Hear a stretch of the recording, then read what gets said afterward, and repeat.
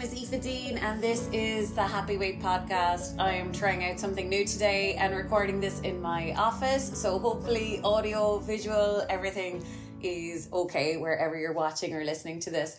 And also I'm afraid it's going to be like, you know, the Coldplay concert where someone spotted outside the window that shouldn't be there, or some couple are together that shouldn't be together or something. But anyways, that's all part of the entertainment. So yeah, thanks so much for being here. I don't know, do I mention this, but I also send out a newsletter every 2 weeks, and there's just like little tips, like it's super short. It's really, really short. There's like a little clip, or not a clip, there's a little brief little message, just like a little thinker, if you're on your eating and weight journey, something to help you out.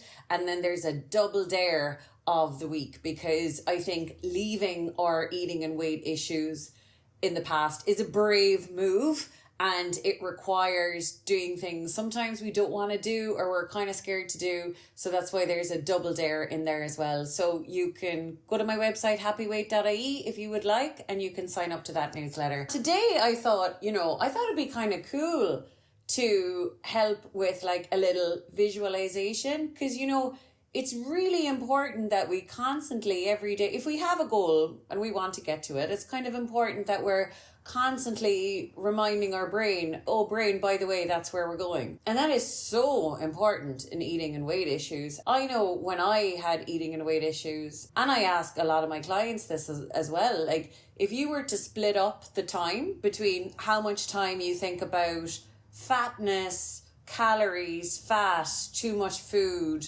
weight to lose, weight on your body, things you don't like about your body, whatever.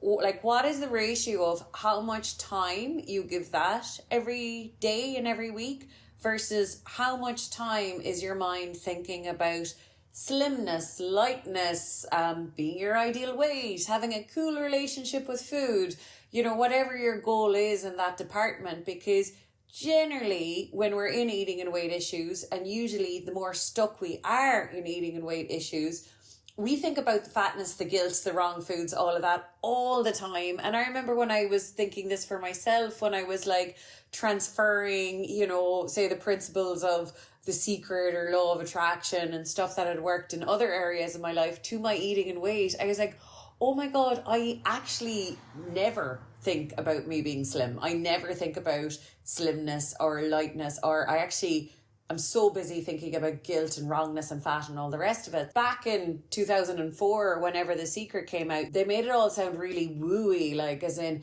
if you think about something just by like magic, it's going to appear or something. And now there's enough neuroscience to just super explain how the brain works. There's just nothing wooey or magic about it, actually. Thinking about what we want a lot and then getting it. And even I heard an interview with, or Rhonda Byrne does these lives every so often, she's the woman who produced and wrote the book The Secret and everything. Even in her content now, I notice she doesn't really describe it as wooey anymore, because yet again, it's actually just neuroscience. I think that's what we want to do basically. If we have a goal, we want to put our money where our mouth is, and we want to work on it every day. And sometimes the work is not as hard as you think, because for me, I thought working on my weight was not letting myself off the hook for eating. So like as in definitely having guilt and shame and totting up how much I ate yesterday and what was wrong with it and overthinking it.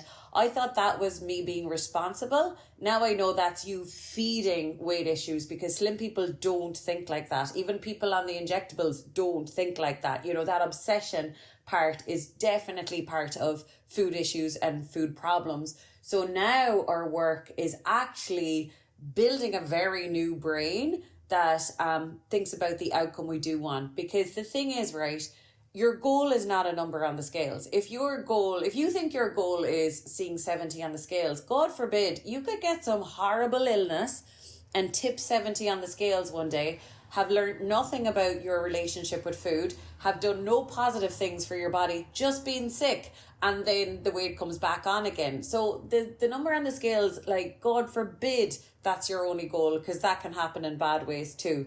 But what your goal probably is the day-to-day persona, attitude, the way you go about the world with food, the way you go about the world with your body. If we don't have a destination, we don't know how to get there. If we don't know what the destination looks like, we've no way of telling whether we're moving closer or further away from it.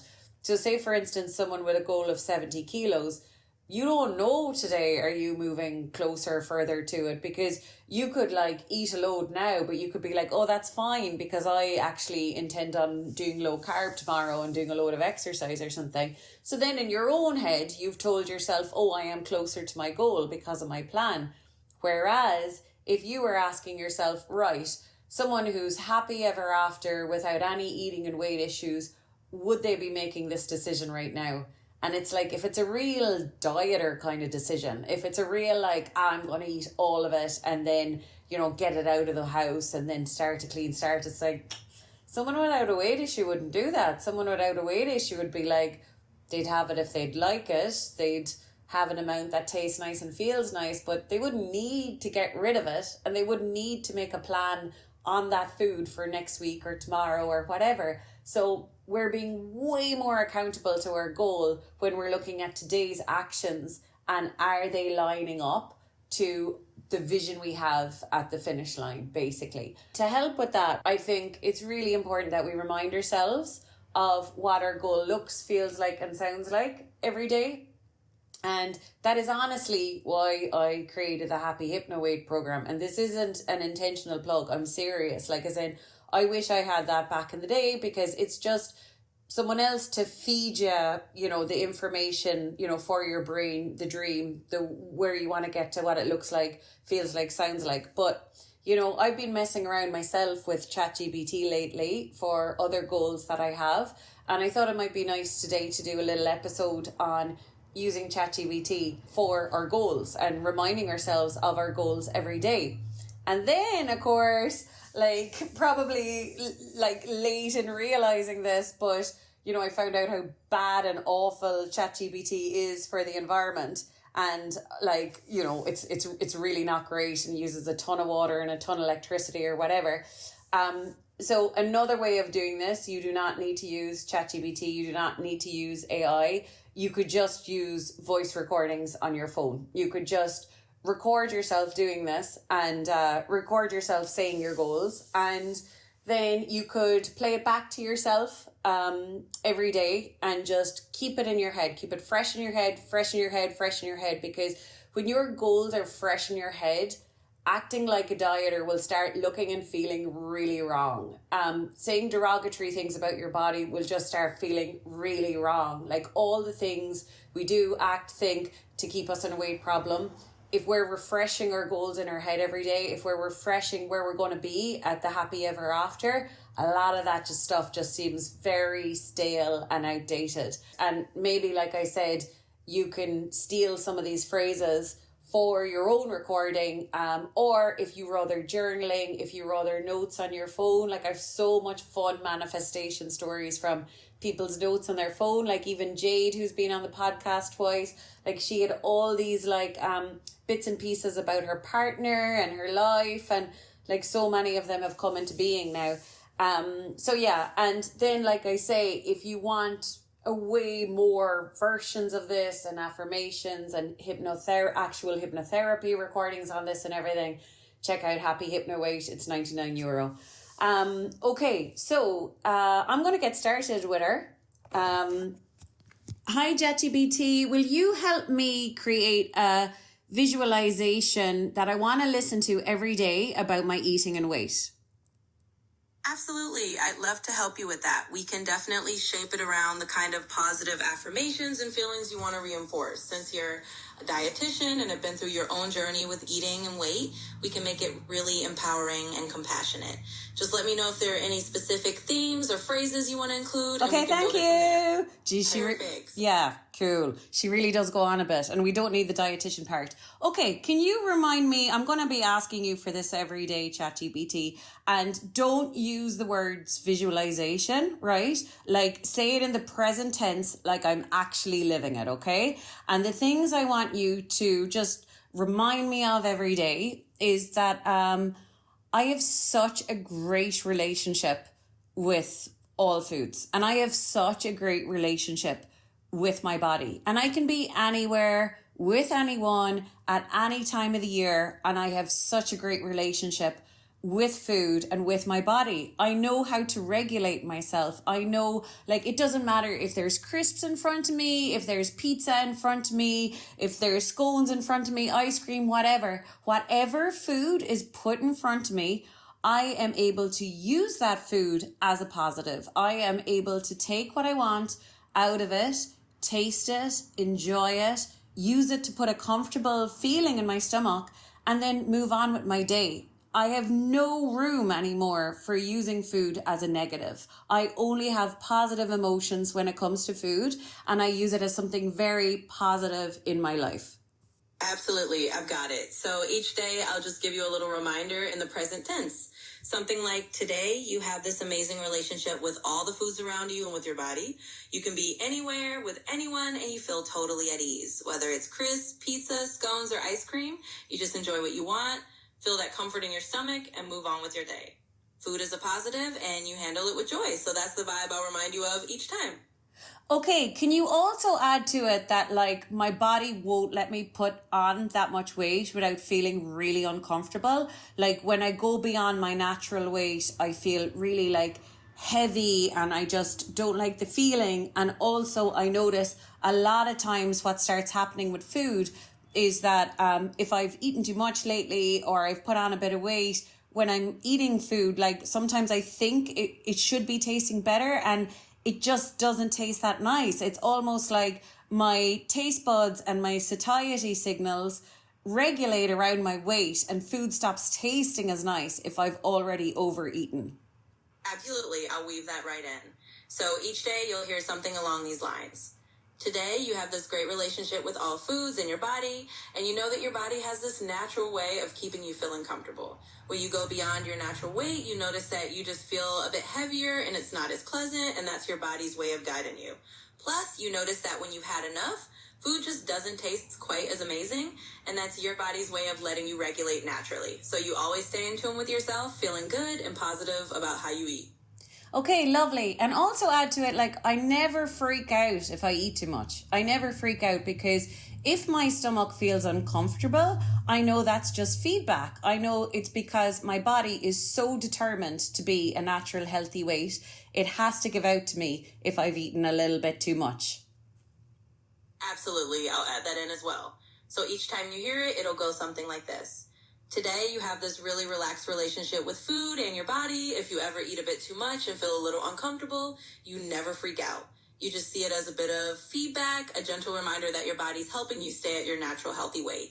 You trust those signals, you stay calm, and you just move forward feeling balanced and positive. Okay, cool. And then also with my body, I just want to be reminded that the war is over. Like, that I have had enough years of complaining about my body, seeing it as a negative, feeling it's unfair or something's wrong with it, that I am so done with that.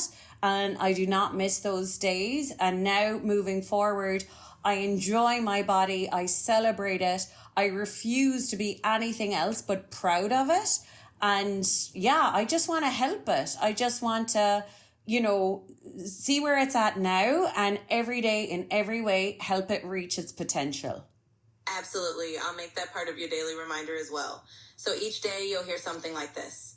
Today, you're at peace with your body. The war is over and all those old days of feeling negative or complaining are behind you. You don't miss them at all. Now you just enjoy and celebrate your body every single day. You're proud of it. You want to help it reach its potential in every way, and you move forward with that positive, proud feeling.